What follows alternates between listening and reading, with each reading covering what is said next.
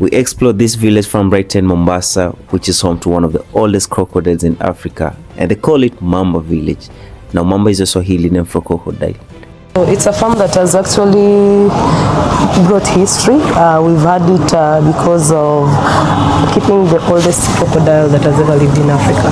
That's the Big Daddy. And today, this place stands out to be one of the largest reptile spots in Kenya. And here's what makes it even crazier. These are the caves, guys. Okay, so these are the caves, and I'm just going inside because I've been told they are very safe. But this is a proof that Mamba Village was once a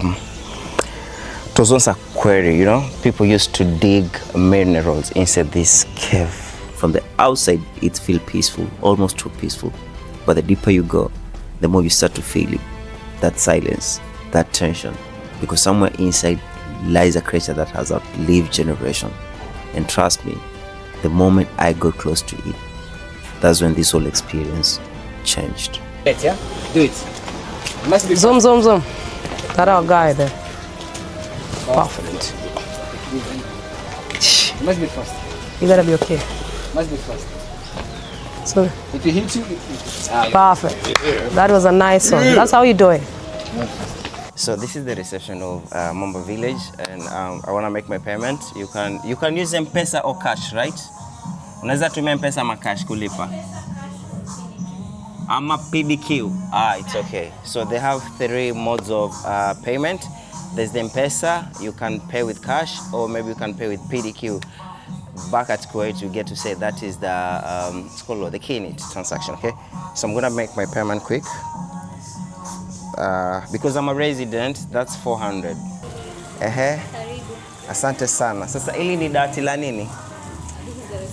This is a reception. Yes. All right. Once you've done your payment there, Okay. get your details, your ID number, your phone number, just for our records. All right. Then we give you a tour guide. Okay. Yes. And about the tour guide, someone gets to pay. No, it's inclusive of the price, the 400 that you paid. We've already catered for the tour guide in it. Guys, can you imagine that? You just get to pay 400 Kenya shillings. That is if you are a resident, right? Yes. Kama ni mkaji hapa. As a resident, 400 shillings. A resident child, 200 shillings. 200 shillings. A non-resident, 900 shillings. 900 shillings. Non-resident child, 450 shillings. I think the prices are so fair. Yeah. And so who is my tour guide of the day? Okay. I need your details first. Sawa. And then I give you a tour guide. Your name? My name is Jackton. Tom. Cynthia is going to be your tour guide. Cynthia, karibu sana. And I need you to smile, sawa? Okay, chekea. Naogopa tu amekasirika. So she's gonna be my tour guide of the day, all right? Your tour guide? Okay. Welcome to Mamba Village Center in Mombasa. This is a farm that has actually made its history worldwide, not just in Africa. All right. It's a reptile farm, but majorly it's the croc. It's a croc. Yeah, hence the name Mamba. Mamba is a Swahili name for the crocodiles. Yeah, okay. So it's a farm that has actually brought history. We've had it because of keeping the oldest crocodile that has ever lived in Africa. That's the Big Daddy. We're going to see the Big Daddy today, or Big Daddy Ali passed away. Okay. It's okay, yeah, it passed away. That is, we lost it in October 2022. So it's preserved at the farm, yeah, people can see it is being mummified. Yeah. Okay. We lost it in October 2022. It was actually a drastic blow, and it was all over the news. Yeah, being that it's a croc that was brought from Tana River. It was brought from Tana Yeah, River. it has its history on the other side. Yeah, it was captured from Tana. That is after flowing cases of people disappearing. Yeah. It was a man-eater. Oh. Yeah, it had cases that were arising. Not until the time now when it swallowed a couple in a day. That was back in the 1980s. Then it was captured. This became its home because by then this is the oldest farm. This was the farm that was actually started, and it was big, that could keep it as a captive. So guys, right now we're just going to the croc farm where they we're gonna see crocodiles. Afterwards, we'll go to the snake. But basically, something about the trip is to give you a all-round experience about how Mamba Village looks like, and also to encourage local tourism, you know, because Kenya has so many unique places that people can visit. But I guess these places are not being showcased enough, and that is the essence of this whole thing, just to come show you more about the Mamba Village. So Mamba Village, before actually farming the crops or the farm came to existence. Okay. This used to be a mining site back in the early 1970s. Oh, this used to be a mining site back in the early 1970s. Okay. And that's why you see like we are using a slopey way, like just to go down. I get it. This was a quarry. Yeah. This was a quarry. So Mombasa cement were expecting the coral stones. Yes. The evidence of the corals. So these are the corals. Yeah, these are the coral stones. Now you know the pure coral that is totally white. That is after you dig and a certain layer. So after the farm was actually left there, you know, conservation mining is usually just it's just a timely activity. Yeah. The farm was left, and then later on there came foreigners that discovered it, got interest and decided to buy the land and make it useful. Yeah. So this is not a governmental farm, but it's a private owned farm. And it's owned by one sole person currently. Yes. Yeah. So the farm is under Honorable Awiti Bolo. He was a former Nyali MP. Quite now businessman, so he's the one that is the CEO of Mamba Village. Oh, he's the CEO of Mamba Village. That is after they did business and partnered with the foreigners way back, and then made the owners of the farm. Okay. Later on, it was left to them. Wow. So you always know, like, if you are a foreigner and you want to invest or do business in a certain country that is not of your own, you have to partner with a local. Yeah, so they partnered with him. Back in the days, later on, he bought shares and the farm was left to him, so he's the current owner of Mamba Village. He was once the RMP, right? Yeah, he was once Nyali MP. Wow, Honorable Awiti. So these are the caves, guys. Okay, so these are the caves, and I'm just going inside because I've been told they are very safe. But this is a proof that Mamba Village was once a quarry, you know. People used to dig minerals inside this cave. It's totally dark, guys. It's dark. Oh man, it's dark. Yeah, this is where we display the rocks and maybe the crocodiles can, or anything that we have that are dead and that is disturbed. Yeah. Yeah, and it's a point where guests now start to familiarize themselves with what we have actually. So maybe let me start with the crocodile, the tortoise shell. Sorry. So this is the tortoise shell. These are tortoise shell. Do you guys also keep tortoise here? Yeah, we do have tortoise. Okay. We've been having tortoise. Okay. Yes. So the tortoise, they usually more species of them. So you need to know that in Mamba, usually farm view becomes more interesting as well when now you are being taken through the reptile life. Okay. That's why now the guide steps in. I'll give you just this one to continue. You can just put it here. Yeah? Oh, okay. Just kindly. Okay, sorry. That's okay. So the guide usually comes in whereby his work is actually to ensure that you get to know this reptile life. We take you through a learning. Yeah. And that now depends with the type of guide you get to have that will take you through that, and maybe based on your interest. So actually along that line, I'm curious, okay? I wanted to ask, how long have you been a tour guide in this place? Okay, I've been here since 2022 to 2026. That's almost 4 years. Are you someone who is more into, is it something that you did in school or just along the way you got a passion to it? Okay. About guiding, I've done it. I've done it as a course. I've done tourism management, tours and travel. Yeah. But my passion grew more in wildlife. In wildlife? Yeah, in wildlife. So I can comfortably say that I'm more comfortable on the guiding part of the wild, because even if we do safaris, we do tours around. I'm more much based on the one life. But not only that, I can also, still in the tourism industry, city tours, attraction places and stuff. So that one depends with the kind of guest you get.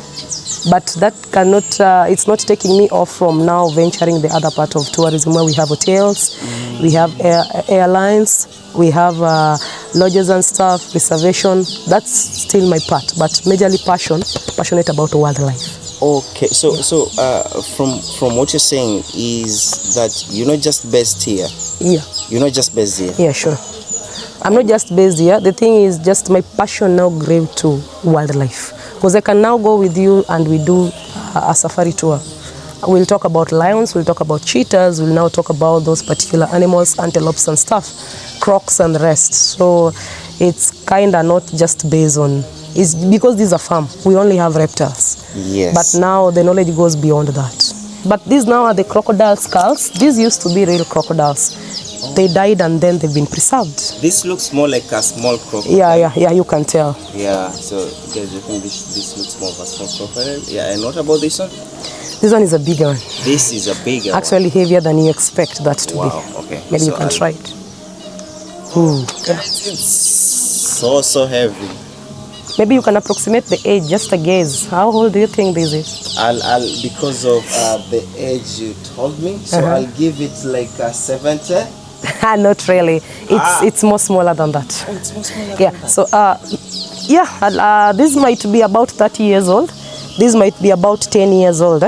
And now that here we have an hatchling, a baby, 6, 7 years old. So this is okay. So this is 6 or 7 years old. Yeah, So sure. a 6 or 7 years old crocodile looks like this. Especially for a Nile. Wow. If we say a Nile, that tells you like we have different types of species of crocs. So what we are keeping are the Nile crocodiles. Are the Nile crocodiles? Yeah. Are they named because of the river Nile or nice. it's just a species? I love the question. I'm curious, you know. Actually, it's called the Nile because of its adaptation. They are surviving in fresh water.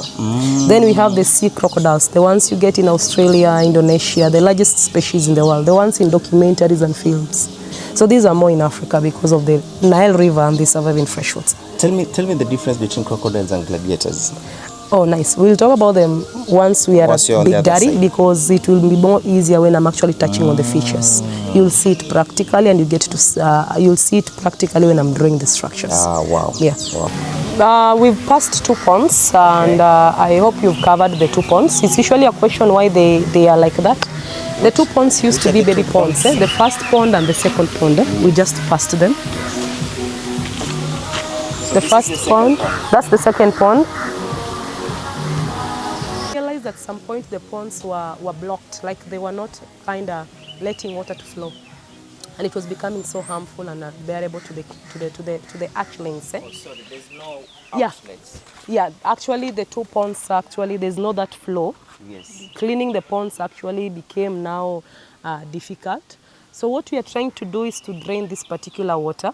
Yes. And we want to reconstruct this entire place, turn it to a resort and a modernized museum. Crocodiles eat. So does that mean you guys are going to do like maybe you're going to tag in and look for the baby crocodiles to remove them before you can finalize? Yeah, we do that. That has always been what is happening. Okay. We take them out and we also have trappers. So it's not that the baby crocodiles are not there. They're just in nurseries. Okay. Yeah, they are on the other side. Because again, this place is more exposed to sunlight.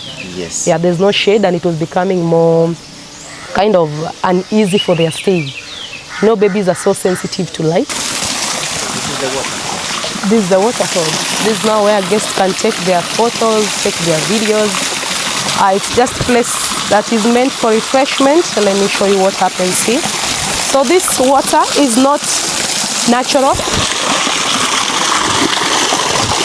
It's not natural. It's artificial. Yeah, it is just dug right from the snake park and made to come, channeled to come and drop from here. It's what makes guests energized. They refresh themselves because again it's very cold. Yeah, so you can make your photo, take your video. Yeah, If you don't want water to spill on you, you can stand at those particular stones, just for your photo, your video. So what you need to know, as it's falling, as the water is coming down, it is channeled to the ponds, and that is what sources the crocodiles. Yeah.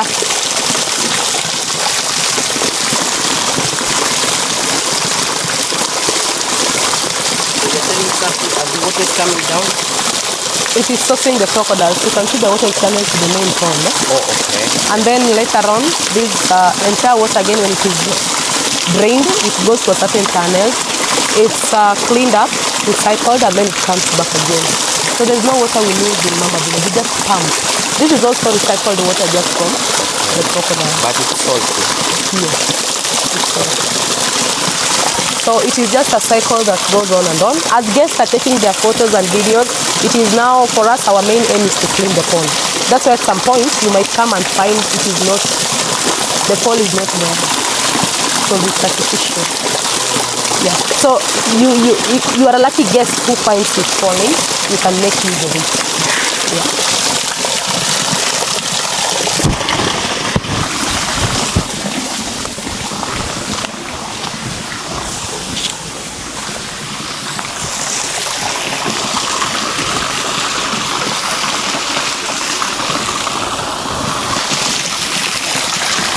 It's a bit slippery.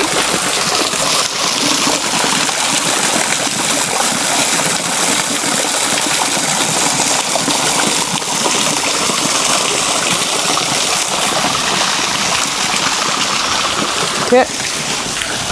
Can proceed. Happy? Oh, guys.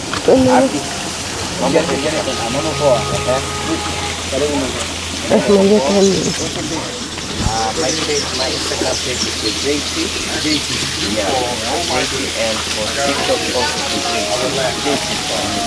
Make sure for this guy is a great guy. Hapo fiti na sasa nimeanza kuwatetea YouTube. Okay, and then kama wewe sio mwogo kushika mamba. Kushika mamba. Kushika mamba mdogo. Na pia tutakula nyoka sio? Nyoka. Nataka kushika nyoka sio? Pond has crocs, like 9 of them. The age is 28 to 38 years old. Right now it's so hot. Majority are in water. Maybe if you can zoom from that side, we have one. We have another one down here. So unless they are called out, The crocodile? Yeah, unless they are called out, they will now be able to respond. We usually call them with a bell, so it's easier for them to come out and we feed them. And do they know the time of feeding, or they just play to the sound? They are kind of actually being the farm. They can rest, get a drink, relax, have some meals from here. Because you know, again, the farm served twice. We have people who are not viewing the farm. They can use the upper restaurant. Okay. But we have those that are also viewing the farm, and they kind of relax here, enjoy the meals. They can get their meals served from this end. To entertain guests and just to energize our crocs. And later on, we get to feed them on the grounds. Yep. What do you guys use to feed them? Oh, we feed them white meat like chicken, pork, rabbit, camel, fish. Yeah, we do that because we don't want to make them used to red meat. Like we don't give them beef or mutton on most cases because we don't want them to get to human scent. They will tend to be very aggressive. They are ready to attack and wild. So this particular pond, it's now the pond where we have a certain age of 40 to 45 years old. Apparently there are only 5, there are not much here. Only 5 crocs. And how do you guys get to tell their numbers? It's easier because when we feed them we can tally. They all come at the ground and then we feed them. It's very, very easy. So what appears green because of their poop and urine. Oh, that's why it's green. Yes, crocodile, mostly their pond is like that. It's just because we are used to rivers whereby it keeps, a flowing river keeps on cleaning. Yeah. But because it's in stagnated ponds that are being cleaned at certain times, you can tell that's their poop and urine. Because again, what basically breaks down their food is the nitric acid. Very poisonous.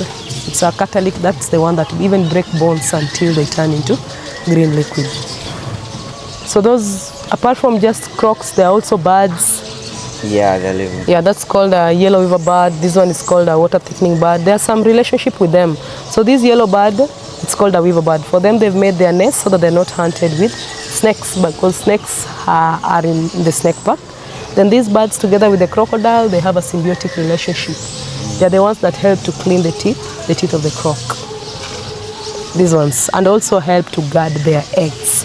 Meaning, these particular birds are not having any kind of a relationship with us. Like, it's not what we are keeping. They just came here. They just came here alone. It's something biological. So once we do away with the croc, they'll also disappear. Because when they clean the teeth, that's how they benefit from feeding of the remnants. That's like they eat. But the crocodile don't eat the They birds. can't snap them because it's a 50-50 kind of benefit. You can show them the birds, these ones. You'll always see them in the crocodile kind of a bird. And again, you should know how we clean our ponds. These ponds are not here for quite some years without being cleaned. Every pond has inlet and outlet. That's inlet of clean water and that's outlet of dirty water. We do clean them up. We have some two crocs lying behind.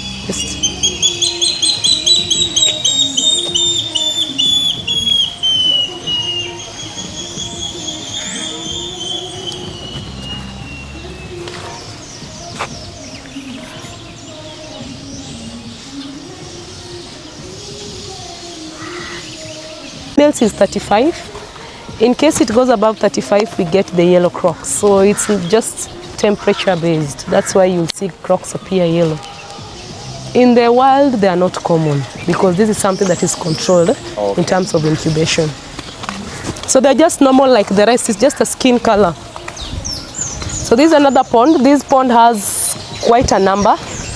Unfortunately, very few are out. We have one there. We have one there. We have another here. We have another on the other end. And it's a commercial pond. At least maybe I can tell them what it means.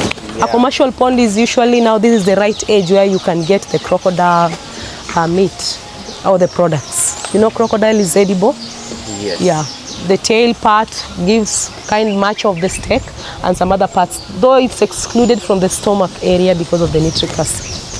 So what people consume more is the tail part and the other parts that are a bit consumable. Yes.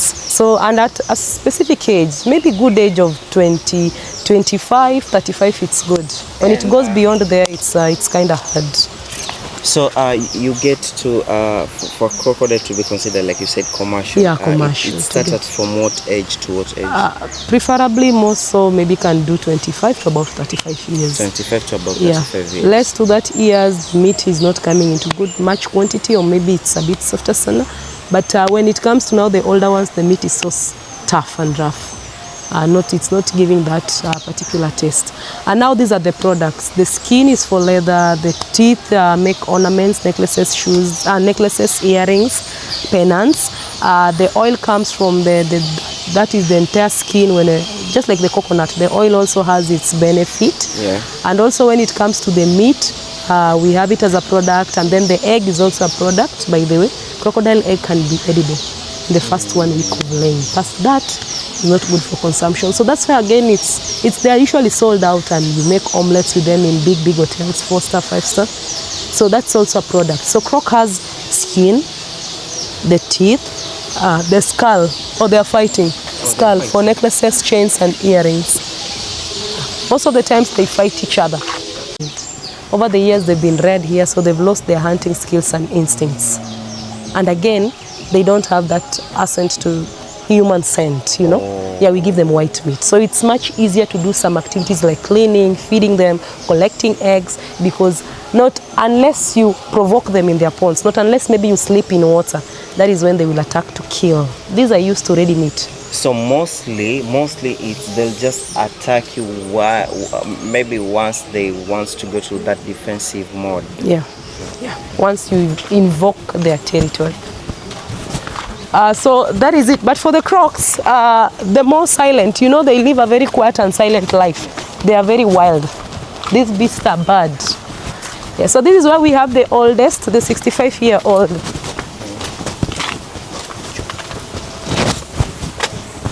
This is why we have the 65-year-old. It's until we go up there. So we'll just have to go up there. Okay. Yeah, then we later on come and finish with the... That was the big daddy that day. The big daddy used to be here. Oh, used to be here. So after it died, you... Yeah, this is now the replacement to it. It is the oldest in the farm. So big. Yep. But now it doesn't appear as big as those in the wild because again, here there is limited space. Yeah. So I'll tell you what makes them not to be that in their natural state. The limited space, limited kind of water. You know, we only put water at a certain level. Yes. Because suppose the water is filled up to here, crocs are very powerful. They tend to float due to buoyancy and they can jump out due to upthrust force, making them more aggressive and wild. So we have to just give them water to cool their body and swim, moving from one point to another. Two, the pond are actually limited, like they don't have to explore so many places. This particular croc can be here for quite some years. Compared to those in the wild, they can move from one point to another, you know. Yes. Yeah, so limited space. When it comes to limiting, again, their water and again their diet, we give them white meat. Yeah, so giving them white meat again makes them not to actually have those hunting skills and instincts. We give them ready meat. Yes. And finally, again, another thing that makes them not to be in their natural state is the fact that this particular water is salty water. These are freshwater crocs. They're supposed to be surviving in fresh water. So their growth is again tampered with. They have stunted growth. So if you compare 65-year-old that in Tana and this one, this appears to be smaller. This appears to be small. So crocodiles can be that big. Yeah, they can. And now again, they don't have hunting skills and instincts. These ones cannot survive in the wild. If this is taken back, it will die. Yeah. Every week it has to be cleaned. Yes. So you realize again there are ponds that are more natural, there are those that are improvised, like this one. So the natural ponds are the ones that are dark in color, the ones that are dark 1.5 meters deep, and those ones that are actually having mud. So I want to ask you something about because you talked about the age and you told me the older the crocodile, I mean even like size gets to grow. So and even how about the eating habits of it has to because it has a big capacity. Yeah, because like you said, you guys get to feed them once in a week, twice or once per week, all right? So this is what I wanted to ask, like if it's once per week, this one is so big, that means its metabolic rate, is it supposed to be high or? It actually has supposed to be high because this one actually is not fed like the rest. It has to be given much portion because of its capacity. Oh, it's only once per week, but the portion has to be a bit bigger. Okay. So this is the main reason. As I said earlier, crocs usually in their natural state, they have a slow metabolic rate. Like their digestion is very slow. That is what happens even both in the wild. They can go after an antelope during the migration of the wild beast. They get to go after antelope, gazelle, or whichever the wild beast can hit a whole of it. That crocodile can sustain itself for 4, 6 or more months without another hunt, or maybe to the next cycle of in July. The next, that tells you even a year. So these are the reasons, eager to look for another meat.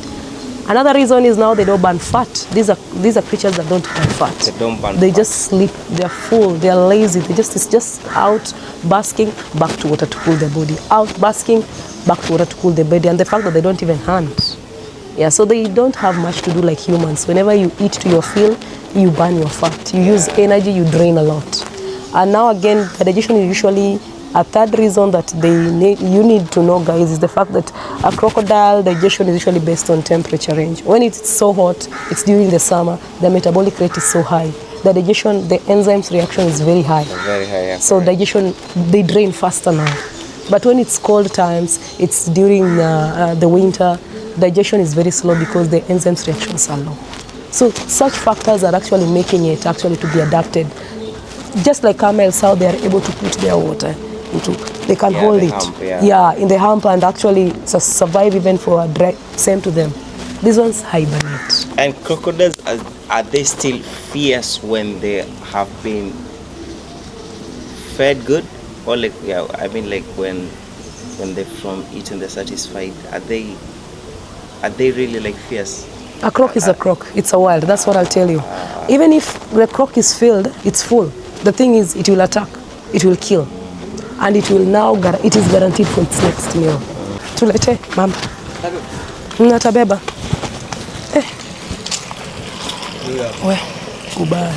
You can see how we catch. This is usually our work. I either do it or the guys do it. Okay, just You can look at how it's being done. This is one of our own. So this is how we have to capture this. That's how risky sometimes it tends to be because it can give you a very weird snap. Yeah.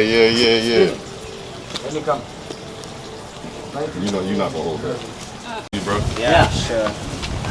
Where you based out in Mombasa or? No, I'm based in Kuwait, but I'm just home for vacation. Okay. Yeah. Kuwait. Good luck to you, man. Thanks, man. Sorry, bro. Someone's not moving. There it is. It's okay. Film every part of this guy. That's perfect. Let's get your old man, baby. Put it down. Tell us your feeling. Tell us your feeling holding a crocophone. I mean, I'm not scared, but this is giving me some anxiety, that's for sure. I'm glad he wrapped his mouth up. Thanks. Like, I love nature, I love animals, so this is cool, yo. In Bora Bora, they were like calm. Ah, man. Just come try it. Ew! You can see it's strong, eh? Then the Bora Bora one, yeah? Yes, the Bora Bora one was just, he was just, Yo, I told you. Just imagine now if the mouth was yeah, the mouth was, thank you. just have to hold the tail, lead, and then you hold Put it. it down first and then you explain. The mouth is cool. You put it down and explain. Yeah, pick it up, like, Put it down and Do it, explain. buddy. Let's put it.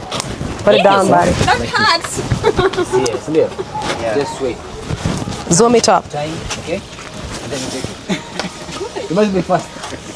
Once the mouth is tied, that's the first procedure. If he hits you, you lose your bet, yeah? Do it. You must be fast. Zoom, zoom, zoom. That our guy there.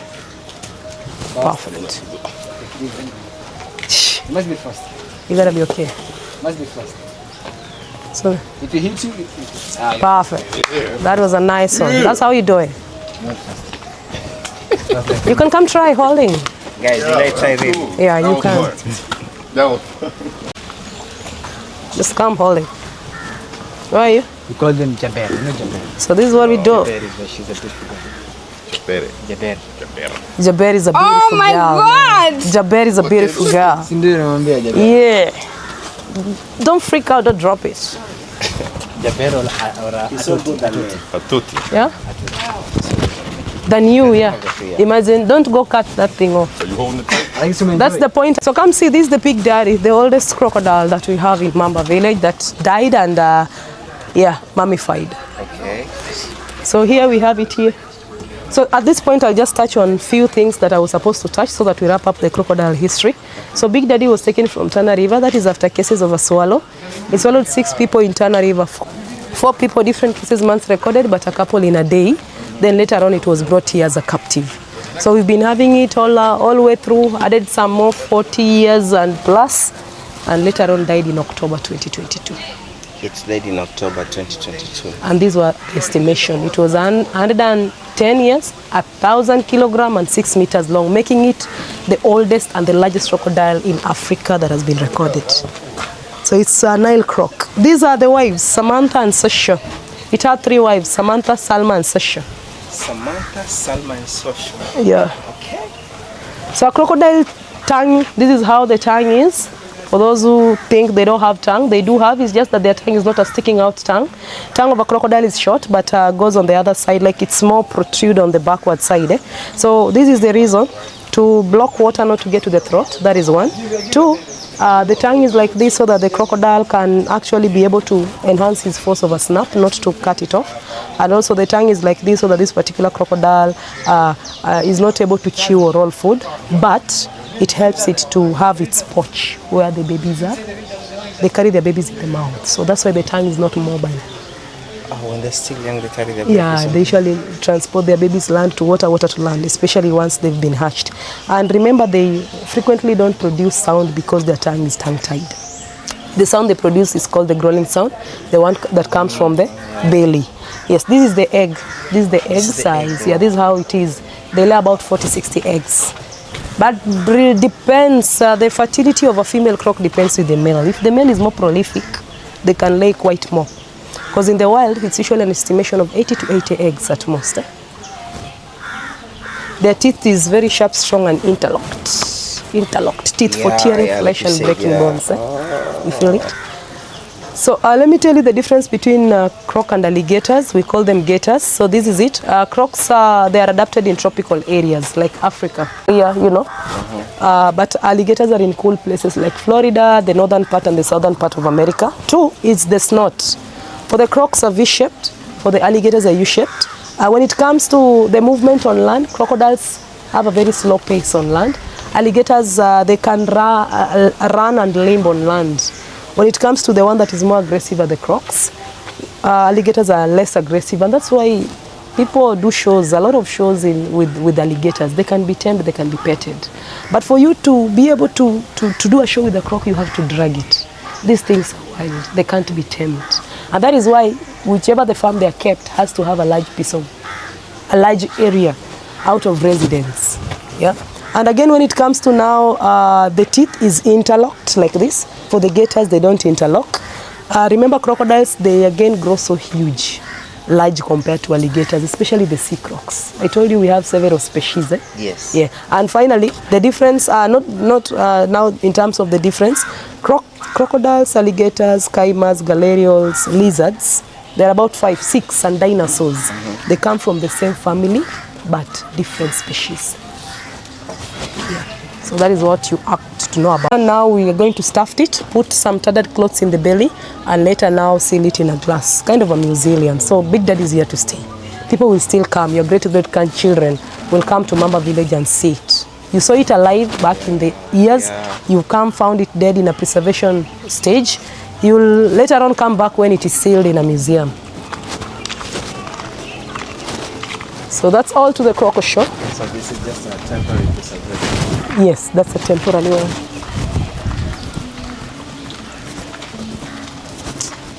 So we are heading to the snake park area. Yeah. Our main reason why in attraction sites guides are not usually allowed, or maybe there is a rule of not backtracking. That one you'll always find them in attraction sites, or rather in parks and places that are actually made for adventure. More so, it is usually a rule in the tourism industry. One main reason is to allow guests actually to enhance and see what they haven't seen, to explore the place. 2 is to avoid invoking fear to guests, incoming guests. Like maybe the scene that we had earlier whereby the croc, the scream. Imagine we are having new guests that have just got their ticket and they are heading to the section that you've already explored. And with your screams and your fear, like, I don't like this kind of habit. I didn't like the croc, neither I didn't like how the python was crawling on my head. I just screamed out, oh, that is actually the worst place that I actually ventured. So the new guest will actually be like, ooh. So there are snakes that are actually climbing on people. There are crocs that are actually invoking fear to guests. I don't think I wanna do that. I'm not ready to scream today. So that one actually blocks out the mind, or even giving that thought to the other guests not to give an attempt. And yet we are all here to actually give them their explanatory tour. We are actually here to enhance their farm view. So this particular guest is going to already bring that fear to himself. So that is usually one of the main reasons.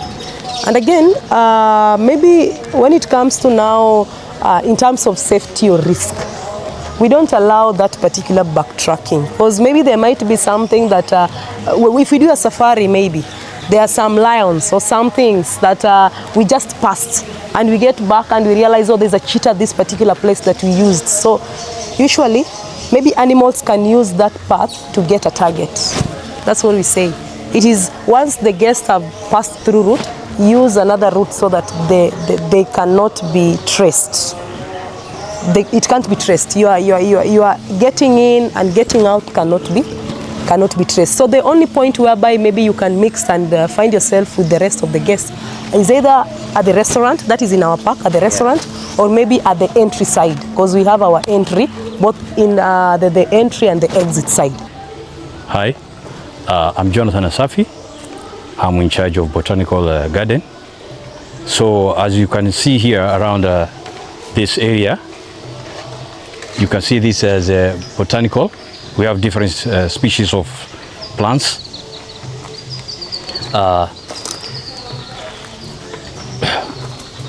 If you come around here, you see we have different species along this area, and also this side. You good? Yeah. We have snake plants. We have house plants.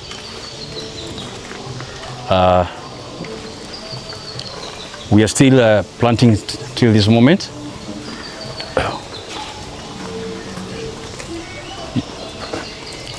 Nowadays, there's no rainfall here in Coast. Yeah. So that's why you can see that some of the plants, they have changed the chlorophyll. Yes, I can see that. So we are trying our level best to change Mamba. So we are planting different species of plants. Okay. So, and also when you come to this area, there's some more different species of animals that we have here. Here too. Yeah. So we are keeping different animals here.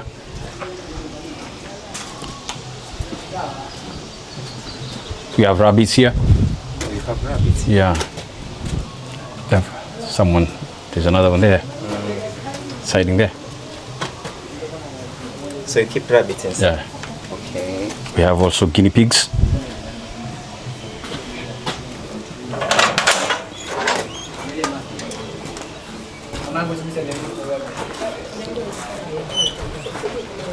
If you come here, as you can see, we have guinea pigs.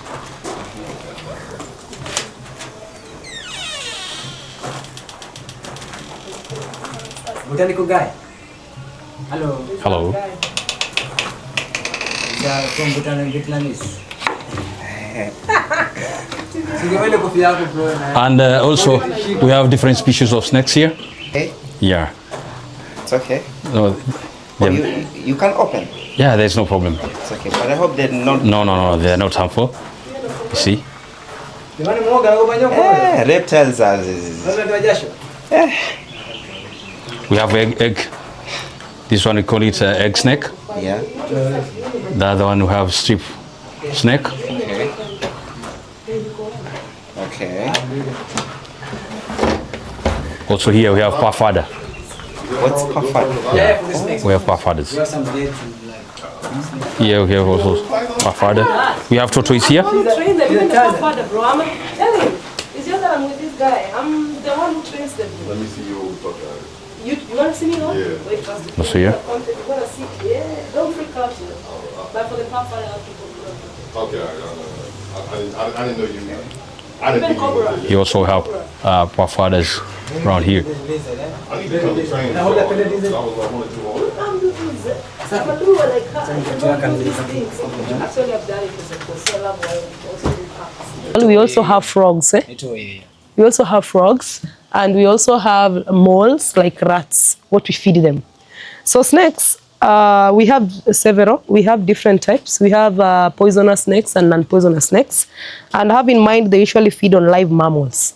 Bats, rats, chicken, moles, lizards, bats, you know, rabbits. So that's what we are keeping and feeding them. Though sometimes it looks kind of traumatizing when you see them. You see a whole rabbit being swallowed by a python. Because again, it has to hunt it. We keep them well alive.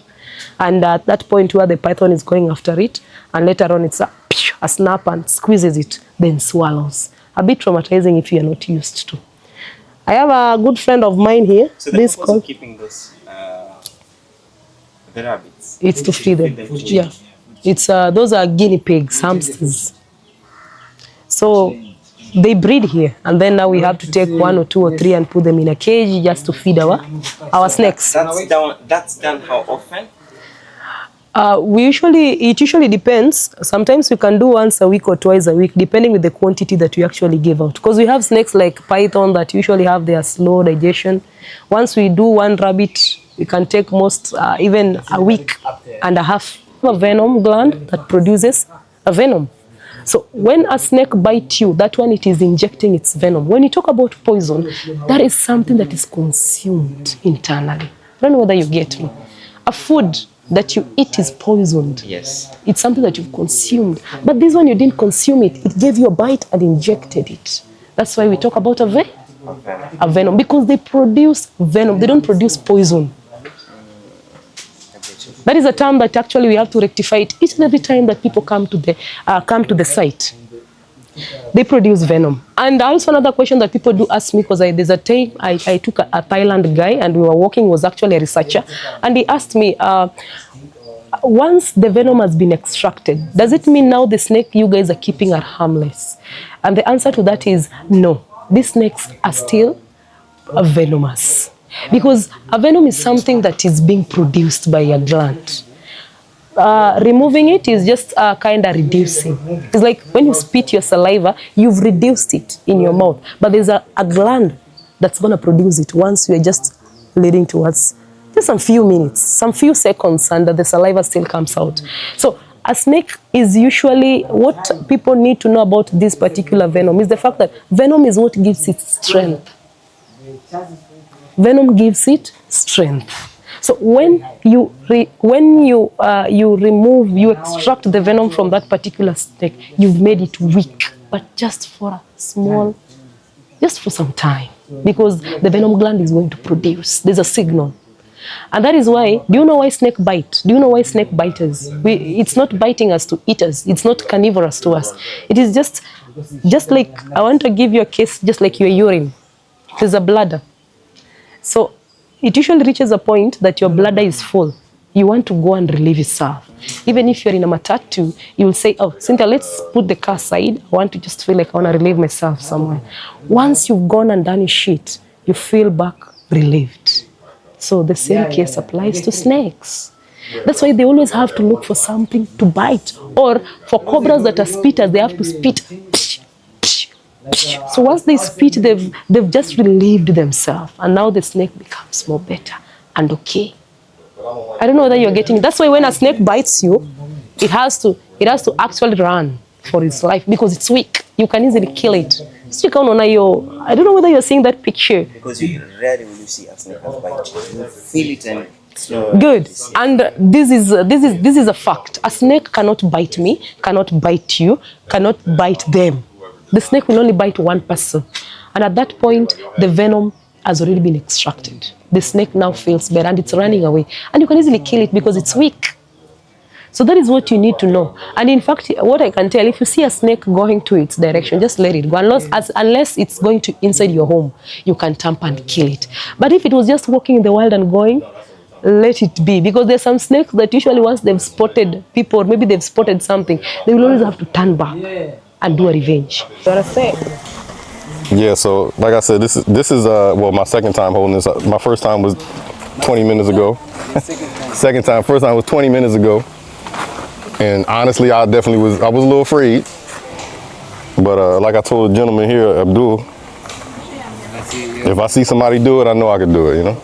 Just like you. So you want to start? You want to touch? You want to? I think I'll start with the tail. Start with just a touch. Oh, you can do it. Good, you can do it. Simple. You don't have gloves. Easy peasy. It's okay, it's okay. It's not bad, it's okay. See? That's nice and smooth.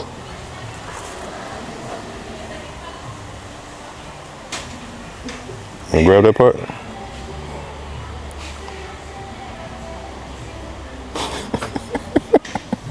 Yeah, it's okay. Yeah. So, bro, check if it's okay first. So we first doing it together. Mm-hmm. Definitely gotta like and subscribe. Yeah. And comment this fearless face. There's no fear on that face. You see? It's all smiles. It's teeth. The struggles of content creation, right? You have to overcome your fear, man. Mm-hmm. Wow. So just slowly, don't just go. So I have to adjust. It's okay. We'll grab.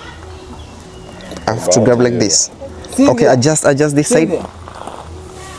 Simple. Man. Look at that's a beautiful picture. Guy. For the first time. What's your feeling? Tell us how you feel. First, it's heavy. Take a picture too. Yeah, you can take a picture. You come the other side. That's a strong picture. Go the other side. Okay. Yeah. So you can just rotate me with my camera. Yeah, just. Don't get scared, brother. I didn't know in my life I'll do something like this. That's powerful. I didn't know. Take a good picture or a normal picture? Good picture. Yeah. We'll do my brother. I didn't ask your name, sorry. My name is Ken. Ken, we'll do a Ken picture from together. America. Okay, pleasure, brother. So we'll do it, Ken, together.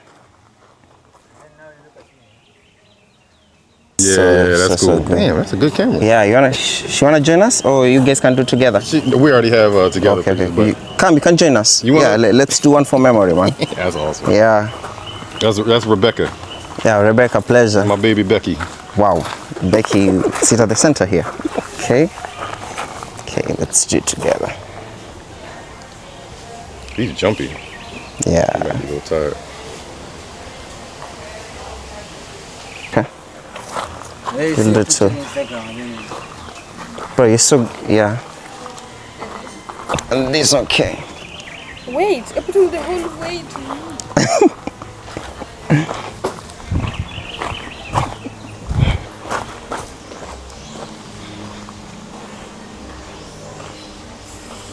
So like I was telling you, I didn't know like a moment like this will come.